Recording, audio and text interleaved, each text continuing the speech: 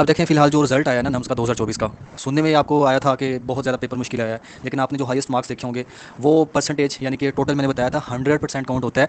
यानी कि 95% आपका एकेडमिक पोर्शन था जो कि 150 एमसीक्यूज़ में से बना, और 5% आपका साइकोलॉजिकल पोर्शन था, और टोटल मिला के 100%। जब भी नम्स का रिजल्ट आता होता है 2 से 3 साल हो गए ऐसे ही होता है कि अब वो नंबर नहीं बताते, बल्कि आपकी टोटल जो 100% बन रही होती है ना उसमें से वो परसेंटेज बताते हैं। तो आपने देखा जो हाईएस्ट आया वो एक लड़का था, उसके 98 पॉइंट समथिंग कोई इस तरह है।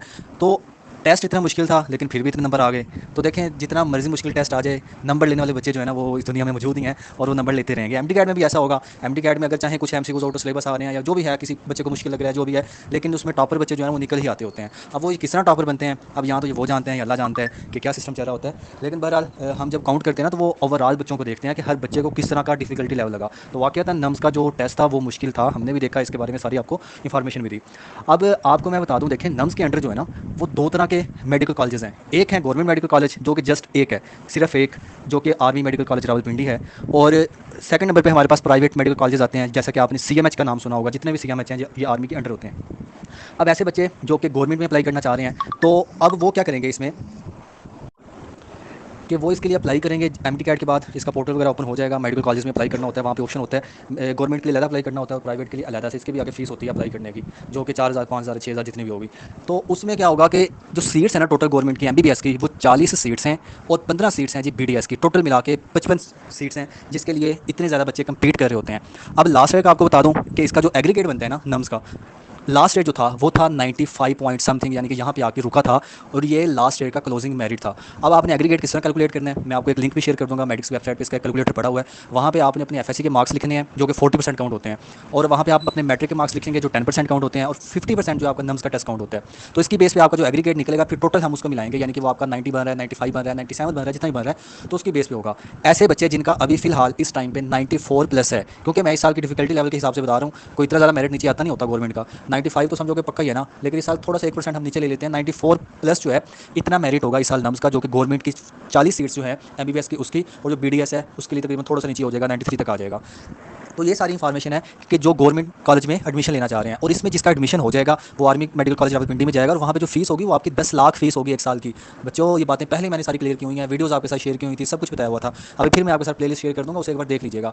देखिए नम्स गाना को फ़ायदा नहीं है। नम्स तब फ़ायदा आपको देता है जब आपने प्राइवेट के लिए करना हो, कि आपका माइंड हो कि हाँ मैंने प्राइवेट में एडमिशन लेना है, फिर आपको ये फ़ायदा देता है। चलो यहाँ पे आप अगर मेरिट पे आ जाते हो 10 लाख फीस देकर थोड़ी फीस कम होती है, वैसे जो प्राइवेट होते हैं वहाँ पे फीस ज़्यादा होती है, तकरीबन 20 लाख से ज़्यादा।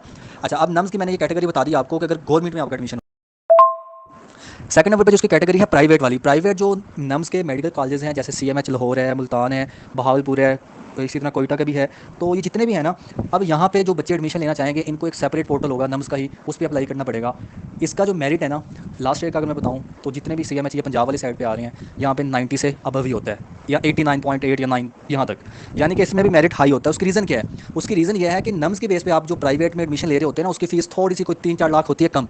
लेकिन अगर आप एमडी कैट के बेस के ऊपर कहीं पर एडमिशन ले रहे हैं प्राइवेट में, तो वहाँ की फीस होती है ज़्यादा, 20 लाख से ज़्यादा। लेकिन नम्स में तकरीबन फीस जो है 16 17 18 लाख यहाँ तक होती है। तो इसलिए क्या करते हैं कि बच्चे इसको प्रेफर करते हैं, और जिन्होंने नम्स दिया होता है वो इसमें अप्लाई कर देते हैं। तो इस तरह इसका मेरिट भी हाई रहता है। इस साल क्या होगा, इस साल थोड़ा सा मेरिट नीचे आएगा, 88 तक आप अपना माइंड रख सकते हैं। जिसका 88 एग्रीगेट बन रहा है उसका सीएमएच में कहीं भी एडमिशन हो सकता है। सबसे लो जो मेरिट होता है वो कोयटा वाली साइड पे होता है, और कोयटा में जो है मुझे एक्जैक्ट आइडिया नहीं, लेकिन शायद वहाँ पे कुछ सीट्स भी होती हैं कोटा वाली, यानी कि कोयटा के स्टूडेंट्स के लिए कोटा सीट्स, या बाकी जो स्टूडेंट्स हैं उनके लिए भी कोटा सीट्स होती हैं। तो वहाँ पे मेरिट कुछ कम होता है, शायद 80 तक होता है या क्या सीन है, लेकिन मुझे ज़्यादा इसकी कंफर्म इन्फॉर्मेशन नहीं है।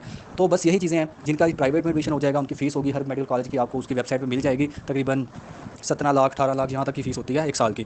तो नम्स का मैं एंड पे फिर यही कहूँगा, नम्स का फ़ायदा कोई नहीं होता। फ़ायदा अगर आपने लेना है, अगर आप चाहते हैं कि आपकी फ़ीस भी कम हो, आप डॉक्टर भी बन जाएँ, तो आप एमडी कैट पे फोकस करें। एमडी कैट में अगर नंबर लेंगे ना, यहाँ पे आपकी फ़ीस होनी है कुल मिला के 30,000 या 25,000 एक साल की। बाकी हॉस्टल के, चलो जो हॉस्टल बंदा रहेगा उसकी फ़ीस होगी कुछ 40-50,000, लेकिन वैसे फ़ीस इसकी एमबीबीएस की नहीं होती, आप एक किस्म का फ्री ही पढ़ रहे होते हैं। लेकिन नम्स में क्या होता है, करना आपने वहाँ भी एमबीबीएस है नम्स में, वहाँ पे आपको कोई रैंक शैंक नहीं मिलता होता। ये बात बड़े बच्चे सोच रहे होते हैं कि हम वहाँ पे जाएंगे। ये जो मैंने गवर्नमेंट के आपको सीट्स बताई है ना, जो 40 सीट्स पे जा रहे होते हैं, उनको भी कोई रैंक शैंक नहीं मिलना होता। उन्हें ना कोई वर्दी मिलनी है, ना उनको कैप्टन का रैंक मिलना है, उन्हें बस वहाँ पे फीस भरनी है, 10 लाख हर साल की, वहाँ से एमबीबीएस करना है, फिर वहाँ से छुट्टी। ये सीन होता है। तो इसलिए फ़ायदा कोई नहीं है। है। बाकी इसके बाद एक कैटेगरी होती है पेइंग कैडेट वाली भी, वो मैं यहाँ पे नहीं बताऊँगा, वो मैं वीडियो को लिंक शेयर कर दूँगा, आप काइंडली उसे देख लीजिएगा। और उसका मेरिट कितना होगा ये मुझे नहीं पता कि अभी साल कितने ऐसे बच्चों ने अप्लाई किया कि जिनके पेरेंट्स जो हैं वो आर्मी से हैं, तो ये बाद में सारी बातें पता लगती होती हैं। जो बंदे पहले ये बातें बता रही हो ना, वो बस फिर फेक ही होती हैं या अपने तुक्के ही होते हैं। ये सारी चीज़ें होती हैं फैक्ट बेस पे, और कितने नंबर ऑफ स्टूडेंट्स उसमें अप्लाई कर रहे हैं।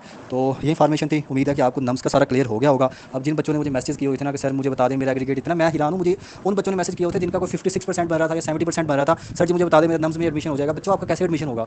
क्या आपको पता ही नहीं है कि नम्स में कितना वो एग्रीगेट लेते हैं या क्या हिसाब होता है? पहले थोड़ी बहुत इसकी हाउ नो रखा करें प्लीज़। इन चीज़ों का आपको पता होना चाहिए कि कहाँ पे कितना मेरिट रिक्वायर्ड है, लास्ट ईयर उस पर क्या कंडीशन थी, ताकि आप लोग उसी तरह से अपने माइंड को तैयार करके रखें। तो बस आज